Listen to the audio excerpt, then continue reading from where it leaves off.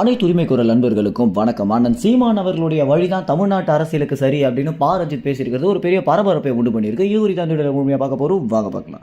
நேற்றைய தினம் ஆம்ஸ்ட்ராங்குடைய மரணத்திற்கு நீதி கேட்டு சென்னை வள்ளுவர் கூட்டத்தில் பார்த்தீங்கன்னா ஆம்ஸ்ட்ராங்கின் மனைவி மற்றும் பகுஜன் சமாஜ் கட்சியுடைய தலைவர்கள் மற்றும் சினிமா பிரபலங்கள் ரஞ்சித் உட்பட நிறைய பேர் போராட்டத்தில் கலந்துட்டு இருந்தாங்க. இந்த ஒரு போராட்டம் அனுமதியின்றி நடத்தப்பட்டுச்சு அப்படின்ற காரணத்தினால ரஞ்சித் மேலையும் ஆம்ஸ்ட்ராங்குடைய மனைவியான பொற்குடி மேலேயும் வழக்கு பதிவு பண்ணியிருக்காங்க காவலர்கள்.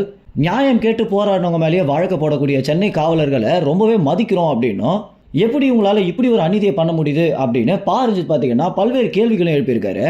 அது மட்டும் இல்லாமல் உங்களுக்கெல்லாம் நியாயமாக போராடினா இந்த மாதிரி தான் பண்ணுவீங்க அப்படின்னும், அண்ணன் சீமானவர்கள் போல அதிரடியான அரசியலை தான் உங்களுக்கெல்லாம் பண்ணணும், உங்களிடத்துல நிறைய கேள்விகளை கேட்டால் மட்டும்தான் நீங்கள் வாயை மூடிட்டு இருப்பீங்க அப்படின்னு சீமானுக்கு பார்த்தீங்கன்னா ஆதரவாகவும் மற்றும் தமிழ்நாட்டு அரசியலுக்கு சீமானுடைய அரசியல் தான் சரி அப்படின்னு ரஞ்சித் பேசியிருக்கிறது ஒரு பெரிய பரபரப்பை உண்டு பண்ணது மட்டும் இல்லாமல் சீமான் பக்கம் பார்த்தீங்கன்னா ஒரு பெரிய அட்டென்ஷனே உண்டு பண்ணியிருக்கு அப்படின்னு தான் சொல்லணும்.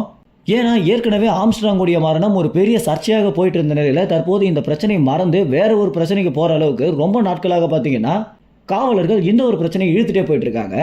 இப்படி இருக்க இவங்க அனைவருமே போராடினதும் அந்த போராட்டத்திற்கு ஆதரவாக நானும் இறங்குவேன் அப்படின்னு சீமான் சொன்னதும், சீமானுடைய அரசியல் தான் தமிழ்நாட்டுக்கு சரி அப்படின்னு ரஞ்சித் பேசியிருக்கிறது பார்த்தீங்கன்னா எல்லா திசையிலையும் தமிழ் தேசியத்திற்கும் சீமானுக்கும் ஆதரவாக போய் முடிஞ்சிருக்கு அப்படின்றதான் கடல் நிலவரமாக இருக்கு. ஆரம்பத்திலிருந்து ஏகப்பட்ட முரண்பாடுகள் ரஞ்சித்துக்கும் சீமானுக்கும் இருக்கு அப்படின்னு நம்ம அனைவருக்குமே தெரிஞ்சிருக்கும். ஆனால் இந்த ஆம்ஸ்ட்ராங்குடைய மரணத்திற்கு பிறகு இவங்களுக்குள்ள பார்த்தீங்கன்னா ஒரு அமைதி நிலவுது அப்படின்னும், எப்போ வேணா ஆம்ஸ்ட்ராங்குடைய மரணத்திற்கு நீதி கேட்டு ரஞ்சித் போராடுறாரு அப்படின்னா நிச்சயமாக நானும் காலத்தில் இறங்குவேன் அப்படின்னு தான் சீமான் அவர்கள் வாக்கு கொடுத்திருக்காரு. இந்த ஒரு தகவல் குறித்து என்ன நினைக்கிறீங்க அப்படின்ற உங்க கருத்துக்களை கமெண்ட்ஸ்ல தெரிவிங்க. நன்றி, வணக்கம்.